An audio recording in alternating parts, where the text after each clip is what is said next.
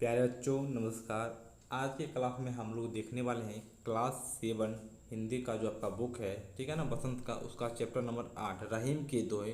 आज के क्लास में इस अध्याय के सारे प्रश्न और उत्तर को हम लोग क्या करेंगे, एक एक करके सही प्रश्न उत्तर को बहुत ही आसान तरीके से हम लोग क्या करेंगे, समझने का प्रयास करेंगे। आप लोग को सारा क्वेश्चन आंसर जितना भी है बेहतरीन तरीके से समझ में आएगा। तो आप लोग को क्या करना है, बस क्या करना है, आप लोग को चैनल को सब्सक्राइब कर लीजिए, ठीक है ना।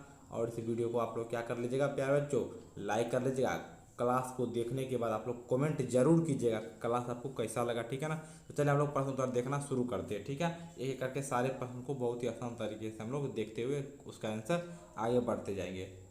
तो देखिए यहाँ पे प्रश्न अभ्यास है, पहला दोहा से क्वेश्चन लिया गया है। 1 नंबर क्या कर रहा है, पाठ में दिए गए दोहों, ठीक है ना, कि कोई पंक्ति कथन है, बोला कोई पंक्ति जो है ये दोहा का वो कथन है और कोई पंक्ति कथन को प्रमाणित करने वाला है। तो वही उदाहरण आपको खोजना है।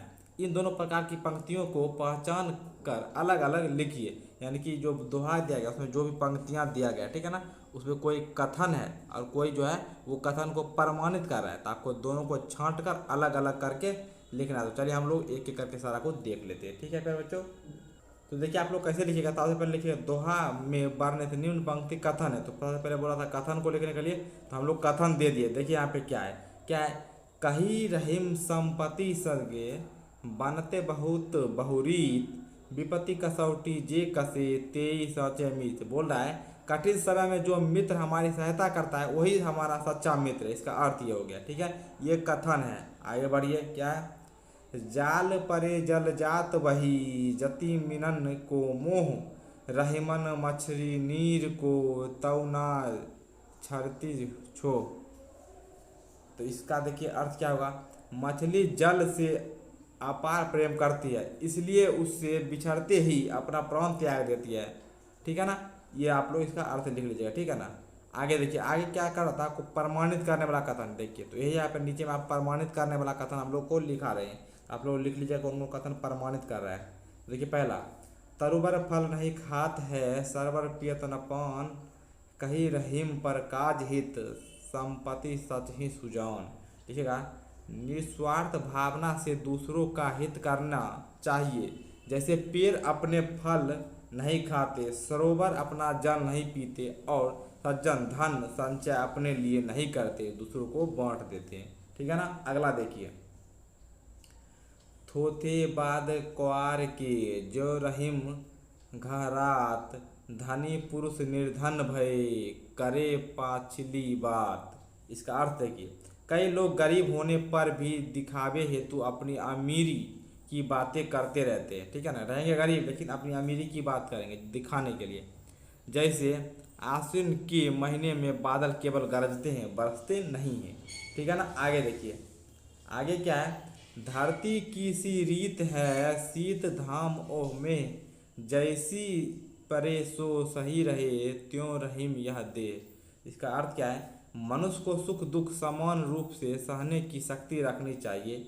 जैसे धरती सर्दी गर्मी बरसात सभी मौसम समान रूप से सहती है, तो इसी प्रकार मनुष्य को भी सब कुछ सहने का आदत होना चाहिए, ठीक है ना। हो गया ना। अब आगे देखिए, अगला प्रश्न आपका क्या कर रहा था यहाँ पे, देखिए क्या है, रहीम ने कवार के मास में गरजने वाले बादलों, इसका मास क्या है, आश्विन मास में, ठीक है ना, की तुलना ऐसे निर्धन व्यक्ति से क्यों की है जो पहले कभी धनी थे और बीती बातों को बात कर दूसरों को प्रभावित करना चाहते हैं। दोहे के आधार पर आप सावन के बरसने और गरजने वाले बादल के विषय में क्या कहना चाहेंगे। तो इसका उत्तर आप लोग किस तरीके से लिखिएगा, देखिए आप लोग इस तरह से लिखिएगा, रहीम जो है कवि ने आश्विन के महीने में आसमान में छाने वाले बादलों की तुलना निर्धन हो गए धनी व्यक्तियों से इसलिए किए हैं क्योंकि दोनों गरज कर रह जाते, ठीक है, सिर्फ गरजते हैं, सिर्फ बोलते हैं, कुछ कर नहीं पाते। बादल बरस नहीं पाते, निर्धन व्यक्ति का धन लौट कर नहीं आता। जो अपने बीते हुए सुखी दिनों की बात करते रहते हैं उनकी बातें के बेकार और वर्तमान परिस्थितियों में अर्थहीन होती है, ठीक है। पीछे का दिन का बात करना कोई काम का है, कुछ काम का नहीं है, ठीक है ना। कुछ काम होगा तो काम करने से होगा, ठीक है ना।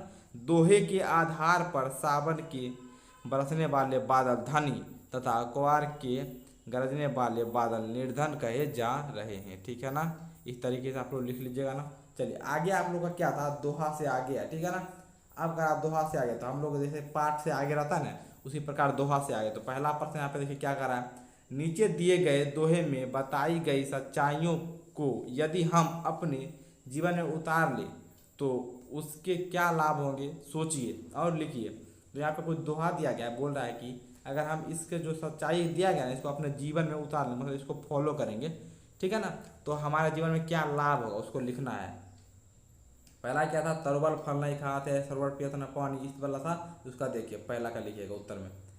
इस दोहे के माध्यम से रहीम यह बताने का प्रयास कर रहे हैं कि वृक्ष अपने फल नहीं खाते और सरोवर या तालाब जो है अपना पानी नहीं पीते हैं, ठीक है ना, खुद से। उसी प्रकार सज्जन अपना संचित धन अपने लाभ के लिए उपयोग नहीं करते। उनका जो धन है वो किसके लिए होता है, दूसरों की भलाई में खर्च होता है। यदि हम इस सच्चाई को अपने जीवन में उतार लें, अर्थात अपना ले, ठीक है, मतलब उसको फॉलो करें, ठीक है ना, तो अवश्य ही समाज का कल्याणकारी रूप हमारे सामने आएगा और राष्ट्र सुंदर रूप में विकसित होगा। ठीक है ना, इस तरीके से आप लोग लिख सकते हैं। दूसरा देख लिए, ठीक है ना, धरती की सी रीत वाला है, उसका देखिए क्या लिखेगा, उसका उत्तर में लिखिएगा ख का। इस दोहे के माध्यम से रहीम बताने का प्रयास कर रहे हैं कि मनुष्य को धरती की भांति सहनशील होना चाहिए, ठीक है ना, सारा कुछ को झेलते रहना चाहिए। यदि हम सत्य को अपनाएं तो हम जीवन में अपने आने वाले सुख दुख को सहज रूप से स्वीकार कर सकेंगे।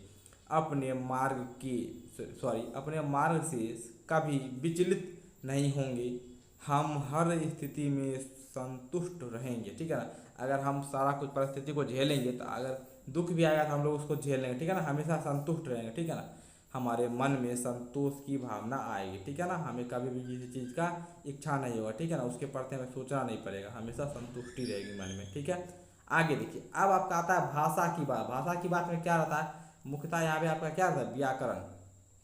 ठीक है ना, तो चलिए हम लोग देख लेते हैं आप लोग का व्याकरण में क्या दिया गया, उसको सारे प्रश्न को देख लेते हैं। पहला क्या है, निम्नलिखित शब्द के प्रचलित हिंदी रूप लिखना है। यहाँ पे कुछ शब्द जैसे कि क्या है, परे, ठीक है, तो इस तरह से आपको लिखना है। देखिए क्या है, विपत्ति, बादर, मछली, शीत, तो इसका क्या देख लीजिए यहाँ पे, रहीम की भाषा और यहाँ पे हिंदी के शब्द। इसके विपत्ति है तो ऐसे होता है विपत्ति, ठीक है ना, मछली तो मछली होता है, बादर तो बादल, शीत देख लीजिए यहाँ पे स्व का अंतर है, शीत। तो इस तरीके से होगा ना। आगे देखिए, ठीक है ना, सारा समझाएंगे हम लोग, ठीक है, एक एक करके देखिए। दो में क्या, नीचे दिए गए उदाहरण पढ़, यहाँ पे दिया गया क्या है, बनत बहुत बहुरीत, ख में जाल परे जल जात बही। यहाँ पे कहा क्या गया कि मान लीजिए पहला उसमें ब बार बार आ रहा है, मतलब रिपीट हो रहा है, दूसरा में जो, उसी प्रकार से आपको और भी बताना जिसमें एक शब्द बार बार रिपीट हो। तो यहाँ पे उत्तर में आ जाइए आप लोग, जैसे क्या, रघुपति, राघव, राजा राम, ये लिख लीजिएगा। उसके बाद क्या लिखिएगा, तर तमाल तरु बहु छाय, इस तरह से यहाँ पे तो रिपीट हो रहा है। उसके बाद चारों चांद की चंचल किरणें, संपत्ति सच ही सुजान, ये सब आप लोग क्या करते लिख सकते हैं, ठीक है ना।